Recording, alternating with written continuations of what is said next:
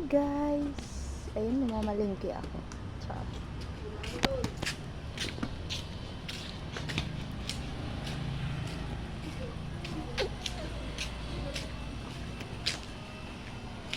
O di ba ang tataas ng mga bahay nila? Ang gaganda ng mga bahay nila. Sa amin lang yung pangit.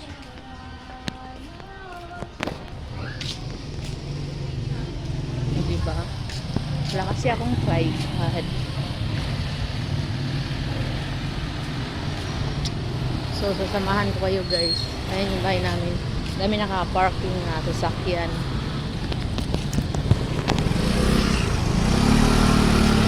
Hindi mo naman sila pwedeng sitahin kasi wala daw may-ari ng sasakyan. Ay, ng kalsada. Napagod ako. Kunting lakad palang pagod na ako. Panda. So lang guys, kay mamamalingki ako. Hindi ko alam kung anong mabibili ko. Bye!